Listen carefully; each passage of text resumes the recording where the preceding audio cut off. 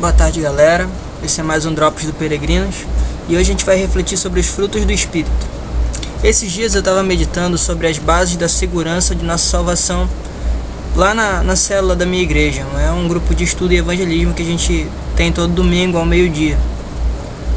Uma dessas bases é a evidência da graça de Deus em nossa vida. Isso é, as marcas da graça no nosso modo de viver.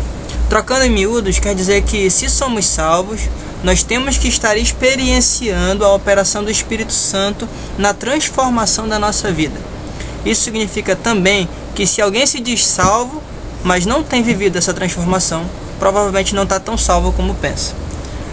A gente pode observar isso na Bíblia, lá em 2 Coríntios, no capítulo 5, quando Paulo fala que se alguém está em Cristo, nova criatura é. Se não está em Cristo, então nova criatura não é.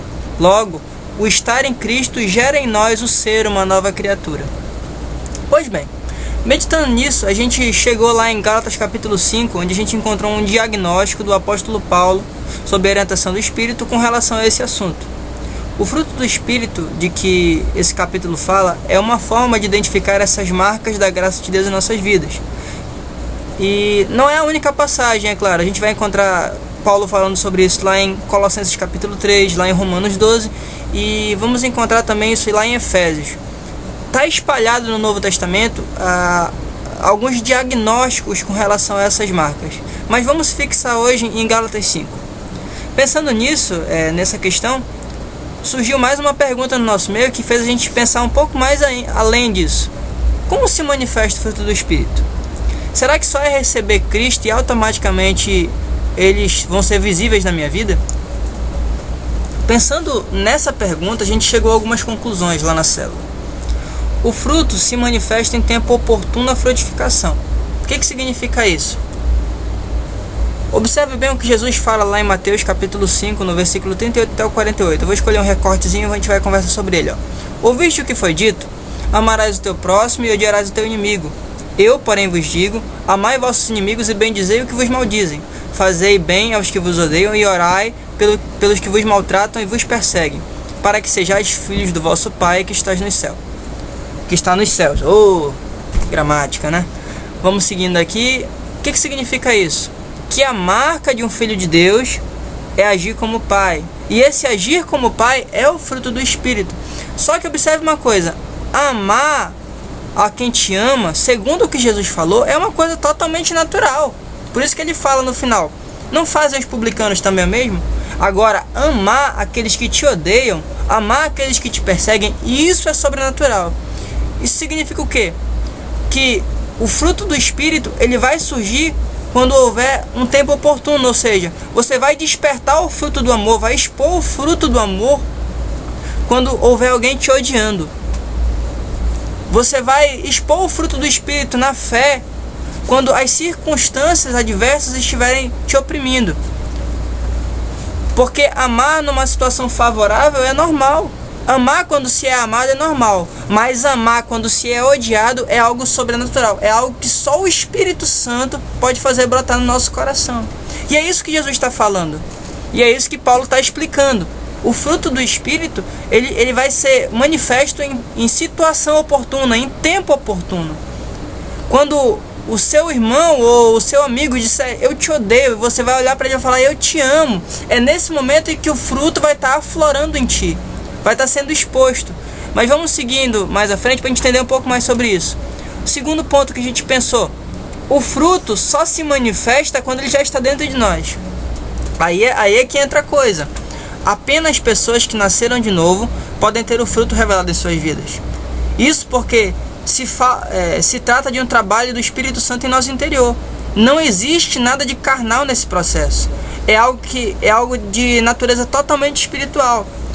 O fato de em nossas congregações a gente encontrar mais carnalidade do que o fruto do Espírito só indica que a gente está negligenciando a mensagem do Evangelho, que ao contrário do costume de frequentar cultos e usar roupas de um estereótipo cristão, aponta para o arrependimento e a regeneração do nosso ser pelo poder do Espírito Santo, isto é, o novo nascimento. Os cristãos verdadeiros são aqueles que não nasceram do sangue, nem da vontade da carne, nem da vontade do homem, mas nasceram de Deus, como diz lá em João capítulo 1, versículo 13. Ou seja, O fruto, ele vai ser manifesto sim em situação oportuna, mas só se ele estiver dentro de você.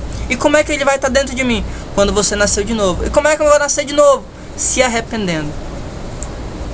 Apenas mediante o arrependimento genuíno, o Espírito Santo faz nascer em nosso interior uma nova natureza. Mas isso só acontece se o Espírito Santo nos convencer. E isso é mais que um convencimento físico, mais que um convencimento intelectual. É uma transformação no nosso espírito. E é sobre esse ponto que a gente chegou na nossa terceira conclusão. Só é possível frutificar no Espírito quando andamos no Espírito. Mais uma vez, a Bíblia indica que o fruto do Espírito é uma obra divina em nossas vidas. Portanto, não é originada em nenhuma resolução carnal, nem tampouco no convencimento intelectual. Sem a operação do Espírito, todo esforço não passa de obra morta. Tentativa inútil de ser justo diante de Deus pelos seus próprios méritos. Só o Espírito pode nos regenerar e fazer brotar no nosso interior o seu fruto. O Espírito é aquele que está nos aperfeiçoando, adornando como noiva para a volta de Cristo. E Gálatas capítulo 5, versículo 16 fala: só no Espírito nós temos forças para não cumprir os desejos da carne. Finalmente, pensando nesses fatos, eu mesmo cheguei a uma outra conclusão.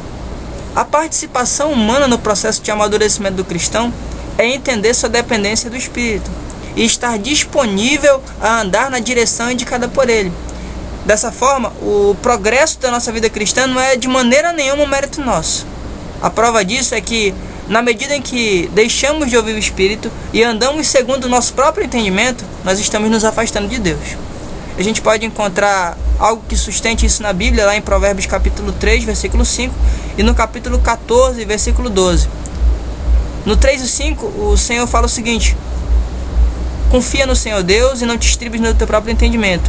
E no capítulo 14, no versículo 12, a gente encontra uma outra passagem que complementa: há caminhos que para o homem parecem bons, mas o seu final é morte.